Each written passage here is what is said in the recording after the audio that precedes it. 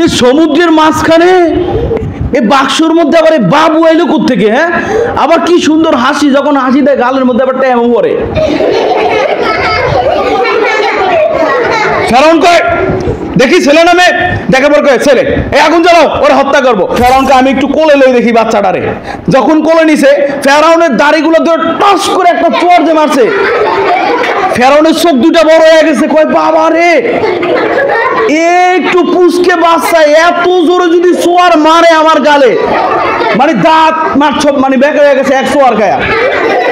এখন এখন এভাবে হাত ধরে দেখতেছে, কয় এই হাতে এত শক্তি এলো কেমনে? নিশ্চিত যে আমার রাজত্ব ধ্বংস করবে এই হয়েছে সে। এই বৃষ্টি থেকে যেই দিন আল্লাহ পাক রব্বুল আলামিন নূহ আলাইহিস সালামের নৌকাকে যেদিন বৃষ্টি থেকে হেফাজত করছেন, সেই দিনটা ছিল ইয়াউমে আশুরা। জোরে বলি সুবহানাল্লাহ। যখন সূর্যটা দেখলেন, বললেন এটা তো সবচেয়ে বড়, হয়তো বা এটাই আমার আল্লাহ। কিন্তু রাতে দেখলেন না, সূর্য নাই। বলেন যে জিনিস দিনে থাকে কিন্তু রাতে থাকে না, সেই জিনিস আমার কখন কি হতে পারে না? রব হতে পারে না। এমন আগুন যে ওই আগুনের 40 হাত উপর দিয়ে যদি কোনো একটা পাখি যাইতো, সেই পাখিটা বুনা হইয়া পুইরা সেই আগুনের মধ্যে পড়ে যেত। জোরে বলি নাউজুবিল্লাহ। আল্লাহ বলেন কুন, এই পানি আমি তোমাকে সৃষ্টি করছি, তাড়াতাড়ি বন্ধ হও আর এই অত্যাচারীকে এখানেই শেষ করো। সাথে সাথে সমুদ্রের চারপাশের পানি আইসা একেবারে সব গ্রাস করে ফেলছে। দরজা বন্ধ হয়ে গেছে, সমস্ত পথ বন্ধ হয়ে গেছে। এবার সম্মানিত সুধী, অনুষ্ঠানের এ পর্যায়ে আশুরা সম্পর্কে আলোচনা নিয়ে আসছেন দারুল কোরআন ইসলামিক একাডেমির সম্মানিত শিক্ষক হযরত মাওলানা মুহাম্মদ মাহাদি হাসান। হযরতকে তার মূল্যবান আলোচনা পেশ করার জন্য বিনীত অনুরোধ করছি।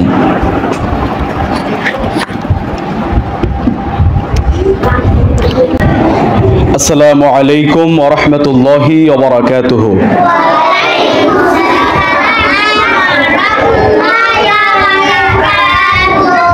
নাহমাদুহু ওয়া নুসাল্লি আলা রাসূলিহিল কারীম, আম্মা বা'দ।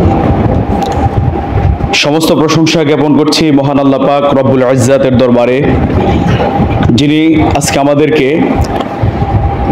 মহৎ একটি উদ্দেশ্য নিয়ে আজকে এখানে বসার মতো তৌফিক দান করেছেন। এজন্য হৃদয়ের গভীর থেকে হৃদয়ের বদ্ধ কপাট উন্মোচন করে সিংহ শাবকের ন্যায় গর্জন দিয়ে বলি আলহামদুলিল্লাহ। আপনারা কি সবাই ভালো আছেন? আলহামদুলিল্লাহ, আল্লাহ তাআলা আমাকেও ভালো রেখেছেন। আজকে আমরা এখানে বসেছি, আমাদের একটি উদ্দেশ্য আছে, আমাদের একটি লক্ষ্য আছে। আমরা কি জানি আজকে আমরা এখানে কেন বসেছি? আচ্ছা, ইতিপূর্বে আপনারা শুনেছেন, আমাদের ভাইস প্রিন্সিপাল হুজুরও এবং অন্যান্য শিক্ষকদের মাধ্যমে আপনারা জেনেছেন যে আমাদের আগামীকাল হচ্ছে ইয়াউমে আশুরা। যখন আমরা সবাই বললাম যে আমাদের আগামীকাল হচ্ছে আশুরা, তখন আপনাদের সবার মনের মধ্যে একটা প্রশ্ন জাগতেছে যে আসলে আশুরাটা কি, এটা আবার কি জিনিস, কি জানতে মনে চায় কি চায় না? আশুরা হচ্ছে মুসলমানদের জন্য, এবং শুধু মুসলমান না, গোটা পৃথিবীর মানব জাতির জন্য এমন একটা দিন যেটা আল্লাহ পাক রব্বুল আলামিন সবাইকে, যত পৃথিবীতে যত জাতি আছে সব জাতিকে যারা আল্লাহর দ্বীনের উপর অটল ছিল তাদেরকে আল্লাহ তাআলা সাহায্য করেছিলেন। জোরে বলি সুবহানাল্লাহ। এই আশুরার দিনের ঘটনা যদি আমি আপনাদের সামনে বর্ণনা করতে যাই, আমি 2-3 দিন শুধু এটা নিয়ে আলোচনাই করতে পারবো, কিন্তু আলোচনা শেষ হবে না। এত বেশি আলোচনা এই আশুরার মধ্যে আছে। আজকে আমাদের সমাজে এই বিষয়গুলো নিয়ে আলোচনা করা হয় না। আজকে আমরা কি সেই বিষয়গুলো কি জানবো যে ইয়াউমে আশুরা কি? ইনশাআল্লাহ। আশুরা হচ্ছে একটি আরবি শব্দ, যেটি আশারুন শব্দ থেকে এসেছে। আপনারা সবাই নিশ্চয়ই জানেন যে আশারুন শব্দের অর্থ কি? 10। আশারুন শব্দের অর্থ কি? 10। তো মুহররম মাসের 10 তারিখকে আল্লাহ তাআলা একটি মহান নেয়ামতপূর্ণ দিন হিসাবে আমাদের জন্য পাঠিয়েছেন, যার কারণে এই 10 তারিখকে আমরা ইয়াউমে আশুরা বলি। এখন এমন কি ফজিলত আছে যে এই দিনটার এত গুরুত্ব? এই আশুরার দিনে আল্লাহ পাক রব্বুল আলামিন যে আমরা দুনিয়াটা দেখতেছি, যে পৃথিবীটা দেখতেছি, সমস্ত পৃথিবীটাকে আল্লাহ তাআলা সৃষ্টি করেছেন। জোরে বলি সুবহানাল্লাহ। এই পৃথিবীর সৃষ্টি কবে হয়েছে বলেন তো? ইয়াউমে আশুরার দিন। কি আল্লাহ কি হাত দিয়ে ধরে ধরে বানাইছে পৃথিবী? না, শুধু আল্লাহ বলেছেন কোন, সাথে সাথে গোটা বিশ্ব চমৎকার করে এত সুন্দর পৃথিবী সৃষ্টি হয়ে গেছে। এবং এই আশুরার দিনে আল্লাহ পাক রব্বুল আলামিন এই পৃথিবীটাকে ধ্বংস করে দিবেন। এই আশুরার দিনে কিয়ামত সংঘটিত হবে। যে ফেরেশতারা শোনো, আজকে আমি তোমাদেরকে একটা সুন্দর সংবাদ দিতে চাই। ফেরেশতারা বলল যে এই সংবাদটা কি, আমাদেরকে বলেন। তখন আল্লাহ পাক রব্বুল আলামিন বলেন, আমি পৃথিবীতে একজন মানুষ সৃষ্টি করতে চাই। জোরে বলি সুবহানাল্লাহ। এই কথা বলার পরে তখন ফেরেশতারা বলল যে আপনি কেন পৃথিবীতে মানুষ সৃষ্টি করবেন? আপনি না পৃথিবীতে আগে জিন জাতিকে সৃষ্টি করেছিলেন, যারা পৃথিবীর মধ্যে আসছিল, মারামারি, কাটাকাটি, রক্তপাত এবং এই সমস্ত কিছু করে পুরো পৃথিবীকে দূষিত করে দিয়েছে।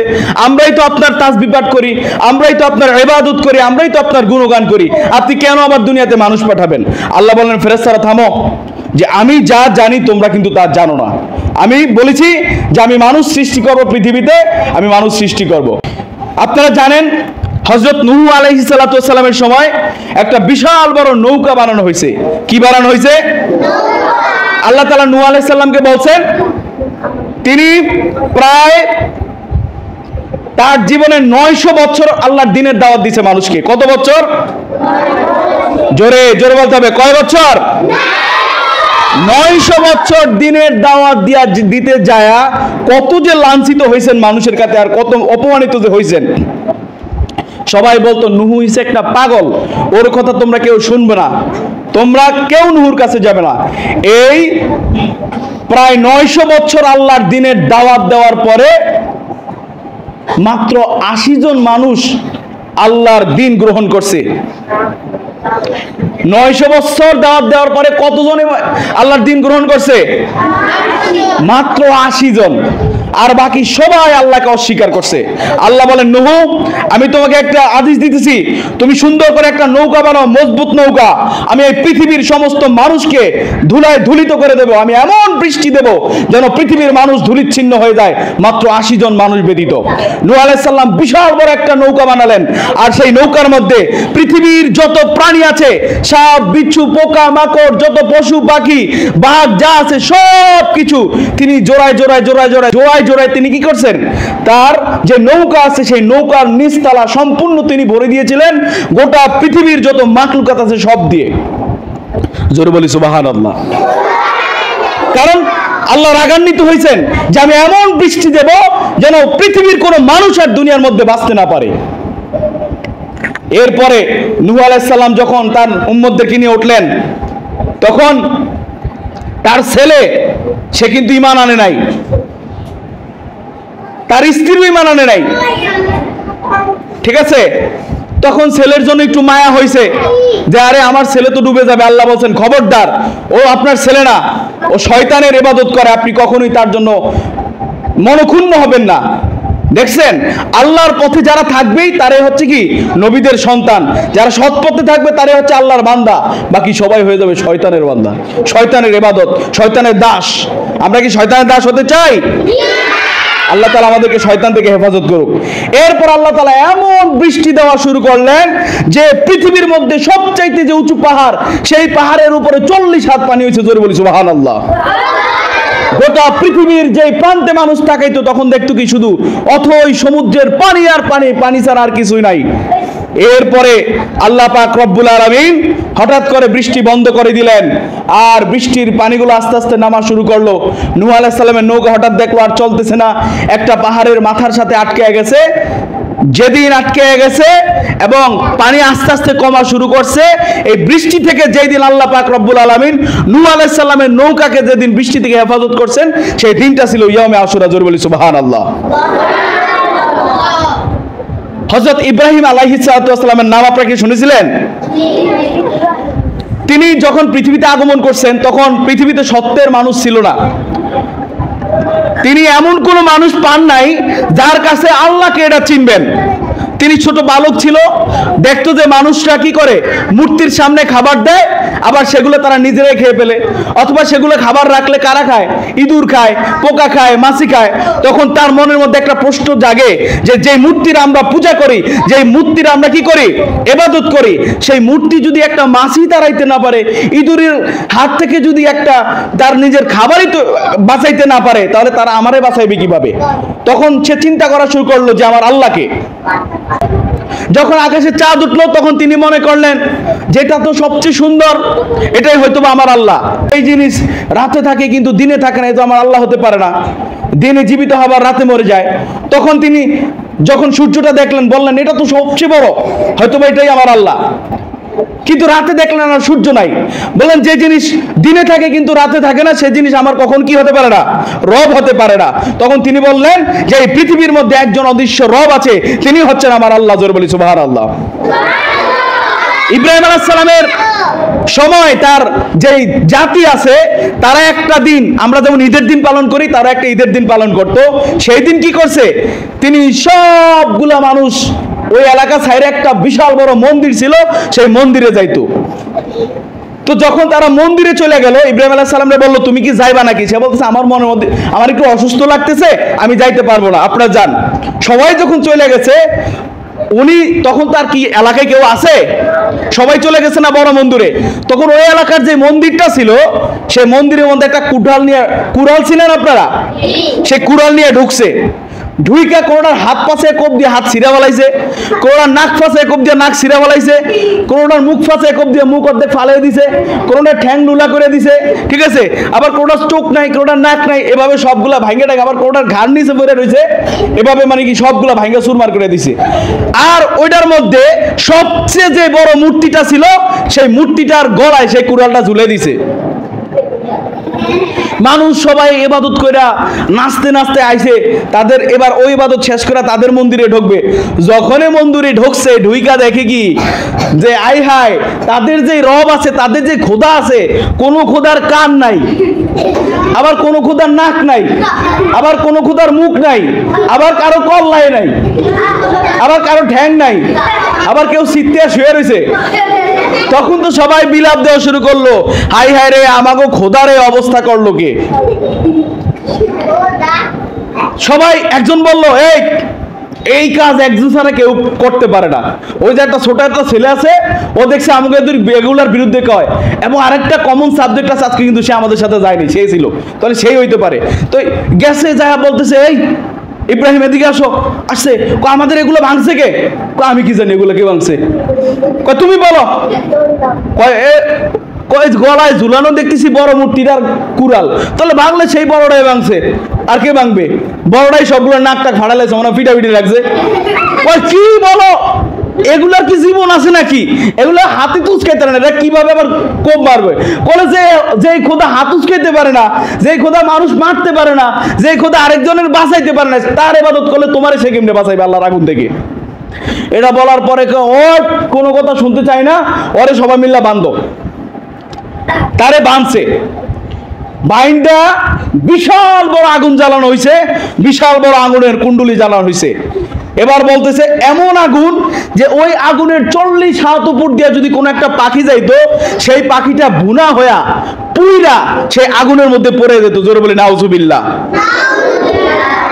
এখন কেউ সাহস হয় না, কারো সাহস হয় নাই যে ইব্রাহিম আলাইহিস সালামকে নিয়ে সেই আগুনের মধ্যে ফালাবে, কারণ অনেক উত্তপ্ত তাপ ছিল। তখন কি করছে, হযরত ইব্রাহিম আলাইহিস সালামরে গাছ চিনেন, গাছ, ওই যে মনে করেন চিকন কিছু গাছ আছে, আপনার ছোট গাছ যখন এভাবে টাইনা ধরবেন ছাইড়া দিলে ওদিকে যায় না, তো গাছের মাথায় ওরে বাঁধছে, বাইন্দা সড়কের মতো, যে গুলাইল ছিলেন আপনারা, গুলাইল টাইনা ধরে ছাড়া দিলে দৌড় সামনে যায় পড়ে না, এমন গাছের মাথায় বাইন্দা এমন করে টান দিয়ে ছাড়ছে, উইরা যায় কোথায় পড়ছে? আগুনের মধ্যে পড়ছে। কে আগুনের মধ্যে পড়ছে দেখি বলেন তো? হযরত ইব্রাহিম আলাইহিস সালাম।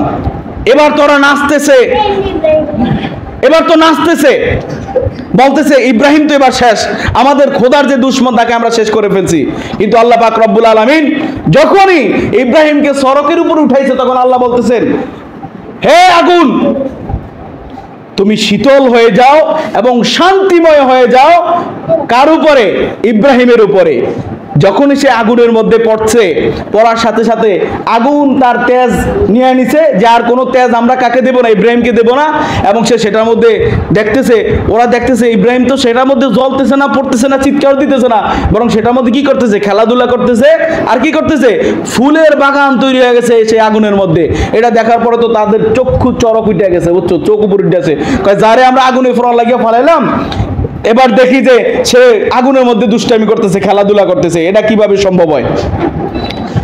তাহলে দেখছেন, যারা আল্লাহকে বিশ্বাস করবে, আল্লাহর বিধানের উপর অটল থাকবে, যারা আল্লাহকে কখনো আল্লাহ বলে অস্বীকার করবে না, যারা সবসময় আল্লাহর উপর বিশ্বাস করবে, ঠিক তাদেরকে আল্লাহ পাক রব্বুল আলামিন ইব্রাহিম আলাইহিস সালামকে যেমন আগুনে না পড়ে সুন্দর, সুস্থ এবং আরামদায়ক আগুন তৈরি করে দিয়েছেন, যারা আল্লাহর দ্বীনের উপর অটল থাকবে, আল্লাহ পাক তাআলা তাদেরকেও এই আগুনের কঠিনকে তাদেরকে কি করবে? তাদের জন্য শান্তিদায়ক করে দিবে। জোরে বলি সুবহানাল্লাহ। এই আগুন 40 দিন পর্যন্ত নাগা ধারা শুধু জ্বলছে। ইব্রাহিম আলাইহিস সালাম 40 দিন এটার মধ্যে ছিল। 40 দিন পরে সে আগুন যেদিন নিভছে, সেই দিনটা ছিল, সবাই বলেন, সেই দিনটা ছিল, সেই দিনটা ছিল, জোরে বলি সুবহানাল্লাহ।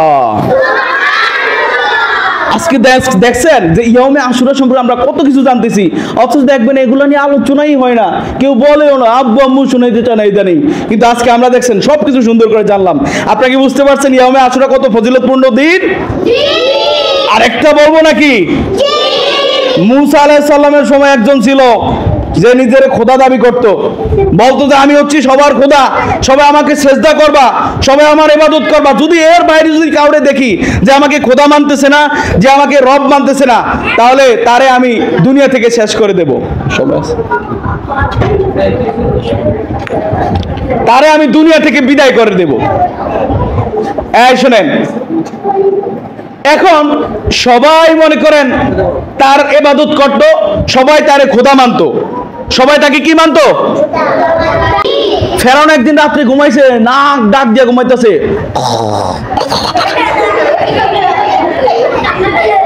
হঠাৎ করে একদিন স্বপ্নের মধ্যে দেখতেছে, এই শোনেন, স্বপ্নের মধ্যে দেখতেছে যে একটা বাচ্চায় তার সব প্রাসাদ পুড়িয়ে দিচ্ছে। এটা দেখে লাভ দিয়ে উঠছে, কয় কিরে আমি খোদা, আমার এগুলো পড়বে এত বড় সাহসকার। এক জৈতুষীর কাছে গেছে, গণকের কাছে, বলতেছে আমি রাত্রে এমন এমন স্বপ্নে দেখছি, কি করা যায় আমারে বলেন। কয় তোমার রাজ্যের মধ্যে একজন বাচ্চা জন্মগ্রহণ করবে, ওই বাচ্চা একজন ছেলে জন্মগ্রহণ করবে, সে বড় হওয়ার পরে তোমার সব ধন সম্পদ যেমনি যা আছে সব ধ্বংস করে ছেঁড়া ধরতে বসবে। এটা শোনার পরে তো ওর মাথা পাগল হয়ে গেছে, এত বড় সাহস যে আমার রাজ্যের মধ্যে এক সুনে পুটি জন্মগ্রহণ করে আমার সব এত বিশাল রাজত্ব ধ্বংস করে দেব, এটা কিছুতেই হইতে পারে না।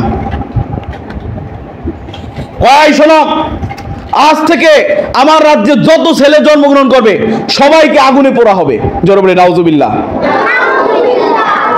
কেমন লাগবে যদি আপনাদেরকে ধরে ধরে নিয়ে আগুনের মধ্যে ফালায় দেয়? শোনেন, কি এই ভয়ঙ্কর ঘটনা শুনবেন আপনারা? তাহলে কিন্তু চুপ থাকতে হবে। এবার যখন এই ঘটনা দিল, তখন ছোট ছোট বাচ্চাগুলো ধরে নিয়ে আগুনের মধ্যে যাইলে আগুনের মধ্যে মেলা মারতো, ওই জায়গায় চিৎকার দিয়ে ওই বাচ্চাটা শেষ হয়ে যাইতো।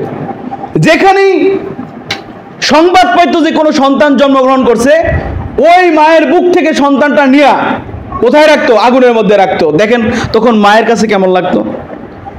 কিছুদিন পরে এমন করতে করতে করতে করতে বলতেছে না, এইভাবেও হইতেছে না। এখন নতুন নিয়ম হয়েছে যে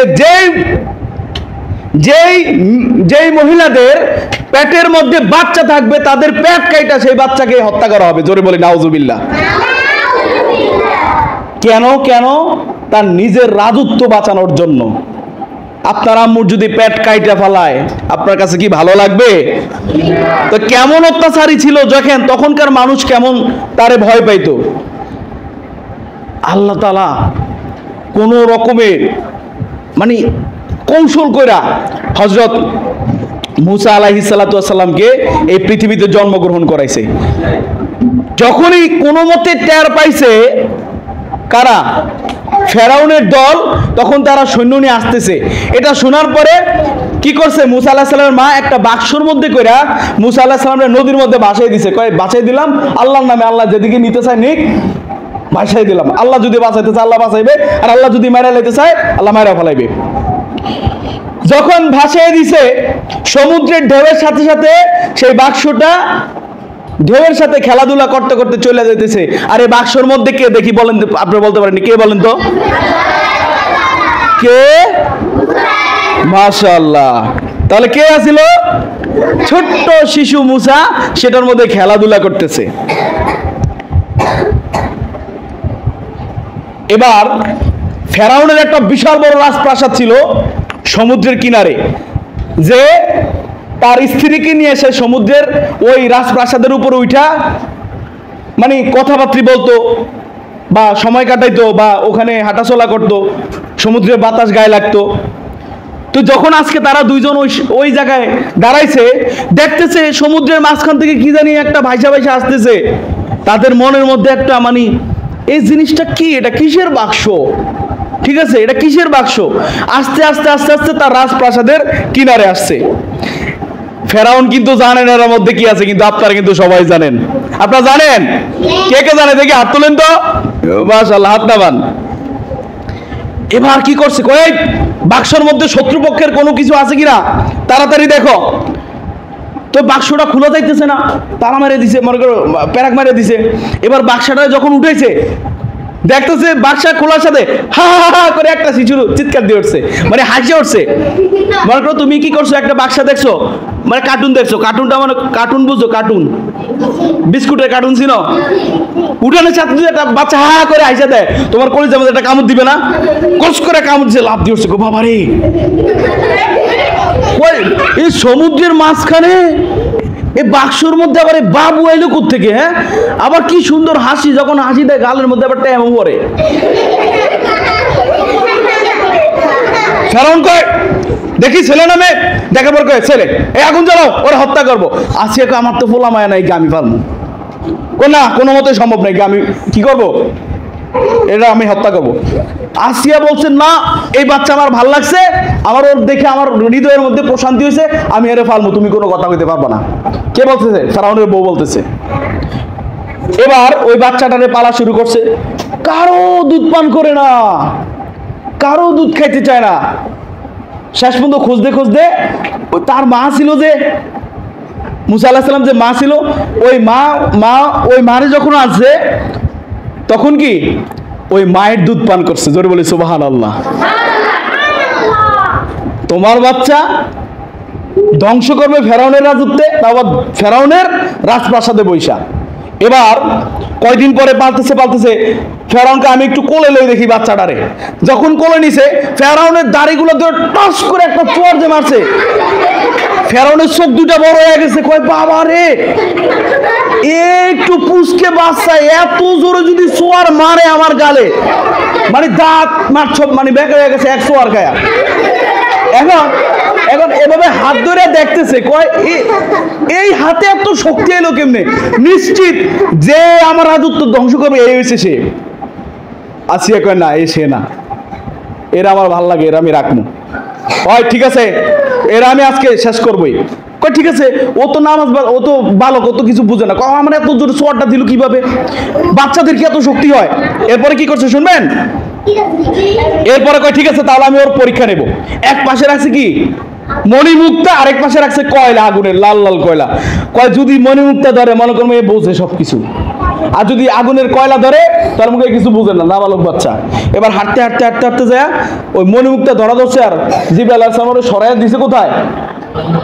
আগুনের কয়লা। এবার আগুনের কয়লা লয়ে মুয়ে দিছে, আর জিব্বা গেছে পুইরা, মানে জিব্বার মধ্যে ভালো একটা আঘাত খেয়েছে। যার কারণে মুসা আলাইহিস সালাম যখন কথা বলতেন, অনেক সময় যার জিব্বার জড়তা ছিল, অনেক সময় এই কয়লা মুখে দেওয়ার কারণে। যাই হোক, অনেক ঘটনা আছে, অনেক কাহিনী আছে। এরপরে একদিন মুসা আলাইহিস সালাম যখন বড় হইল, তার সমস্ত জাতিদেরকে নিয়ে বলতেছে আমরা আর ফেরাউনের রাজত্ব থাকবো না, আমরা সবাই ফেরাউনের রাজত্ব ছাইরা চলে যাব। তিনি রাত্রে আধারে যখন সবকিছু গোছায় তার কওমদেরকে নিয়ে যখন যাইতেছিলেন, এই মুহূর্তে ওই শুনছে কে? ফেরাউন শুনছে। ফেরাউন শুনে বলে কোনো মতে তারা আমার রাজত্ব ছাইরা যাইতে পারবে না, তারা আমার খোদা না হইনা চুরি করে পালায় যাবে, এটা কিছুতেই হইতে পারে না। তার সব সৈন্যদেরকে একসাথে করে বলো, আজকে মূসা সহ তার সমস্ত জাতির আমি ধ্বংস করব। বিশাল বড় ঘোড়া টোড়া লয়া হাজার হাজার সৈন্য নিয়ে এসে শুরু করছে দৌড়। কোথায় দৌড় করছে? কাদেরকে মারার জন্য? দেই বলেন দেখি। মূসা আলাইহিস সালামদেরকে মারার জন্য। যখন সমুদ্রের কিনারে আসছে, আসার পরে দেখতেছে পিছন থেকে কারা আসতেছে? ফেরাউনের দল। আল্লাহ তাআলা বলছে মূসা আলাইহিস সালাম, হে মূসা, তোমার যে হাতের লাঠি আছে এটা দিয়া তুমি সমুদ্রের উপর একটা বাড়ি মারো। যখন বাড়ি মারছে, বাড়ি মারার সাথে সাথে বিশাল বড় সমুদ্রের মাঝখান থেকে সমস্ত পানি সইরা বিশাল বড় একটা রাস্তা তৈরি হয়ে গেছে। জোরে বলি সুবহানাল্লাহ। যারা আল্লাহর উপর বিশ্বাস করবে, যারা আল্লাহকে দৃঢ়ভাবে বিশ্বাস স্থাপন করবে, তাদের জন্য আল্লাহ তাআলা সমুদ্রের মধ্যে এমন করে রাস্তা তৈরি করতে কোনো দ্বিধা করবে না। জোরে বলি সুবহানাল্লাহ। এই রাস্তা দিয়ে মূসা আলাইহিস সালাম বলছে, এই সবাই দৌড়ানো শুরু করো। ফেরাউনের দল আসার আগে কি করো? তোমরা সবাই দৌড়াও। সব এই রাস্তা দিয়ে যাইতেছে। যখন মূসা আলাইহিস সালামের দল অর্ধেকে গেছে, তখন ফেরাউনের দল এই কোথায় আসছে বলেন তো? সাগরের কিনারে আয়সা দেখতেছে, কয় দেখছো আমার কারিশমা? কার বলতেছে? তার সৈন্যদেরকে। আমি তোমাদের খোদা, এটার বড় প্রমাণ আজকে তোমরা দেখছো যে ওরে ধরার লাগে আমি নদীর মধ্যে রাস্তা তৈরি করে দিয়েছি। জোরে বলে নাউজুবিল্লাহ। রাস্তা কি ফেরাউন না বানাইছে না আল্লাহ বানাইছে? সে বলতেছে কি, আমি রাস্তা বানাইছি। দেখো, কয় সবাই দৌড়াও রাস্তা দিয়া দিছে দৌড়, ঘোড়া টোড়া দৌড়ানো শুরু করছে। মূসা আলাইহিস সালাম যখন ওরা ঢুকছে রাস্তার মধ্যে, মূসা আলাইহিস সালাম তার দল বললে এখন ওই পারে উঠে গেছে। আস্তে আস্তে যাইতেছে, কি মজা, কি আনন্দ যাইতেছে। যখন মাঝখানে গেছে, কার দল গেছে মাঝখানে? কার দল গেছে? আল্লাহ বলেন, কোন এই পানি আমি তোমাকে সৃষ্টি করছি, তাড়াতাড়ি বন্ধ হও আর এই অত্যাচারীকে এখানেই শেষ করো। সাথে সাথে সমুদ্রের চারপাশের পানি আইসা একেবারে সব গ্রাস করে ফেলছে। দরজা বন্ধ হয়ে গেছে, সমস্ত পথ বন্ধ হয়ে গেছে। এবার ফেরাউন কি করছে শুনবা? ফেরাউনের যে বিশাল বড় গাড়ি ছিল, গাড়ি সহ উল্টায়া সিটটা পয়রা লোদের মধ্যে মুখ টুক আছে, নায়ের মধ্যে লোক ঢুকছে, মুখের মধ্যে লোক ঢুকছে। এখন আর কি করতে পারে না, কত কইতে পারে কিছু না। ওই জায়গায় মনে করো এই সমুদ্রের পানি খাইতে পটকা মাছের মতো ওই জায়গায় মনে করো মরে গেছে। এই পটকা মাছ কি করছে? এই পটকা মাছ নিজের কি দাবি করছে? খোদা দাবি করছে। এমন মরে গেছে পটকা মাছের মতো। আল্লাহ কয় এটা এত খারাপ, এটা শরীর তোমরা খাইবা না। তারপরে কি করছে? এই ফেরাউনের শরীর 3000 বছর কোথায় ছিল? এই পানির মধ্যে ছিল। তার শরীর পানি পচায় নাই, মাটিও খায় নাই, কারণ এর শরীর হচ্ছে পৃথিবীর সবচেয়ে নিকৃষ্ট শরীর। এখন ওই ফেরাউনারে সেই মিশরের জাদুঘরে বক্সের মধ্যে সুন্দর করে সাজিয়ে রাখছে, কারণ এর শরীর পচে না, নিজের খোদা দাবি করছে। আল্লাহ বলছে যে তোমাদের জন্য আমি একটা নিদর্শন রেখে দিছি, যে নিজের খোদা দাবি করছে, আমি তার শরীর এমন ভাবে রেখে দিচ্ছি যেন কিয়ামত পর্যন্ত মানুষ দেখে এটা থেকে শিক্ষা নিতে পারে। জোরে বলে সুবহানাল্লাহ।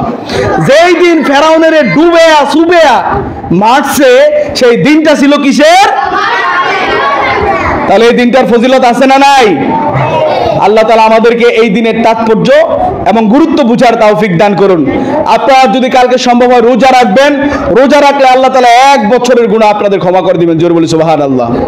আল্লাহ তাআলা আমাদেরকে সবকিছু বুঝার এবং আমল করার তৌফিক দান করুন। ওয়া আখির দাওয়ানা আলহামদুলিল্লাহি রাব্বিল আলামিন। আসসালামু আলাইকুম।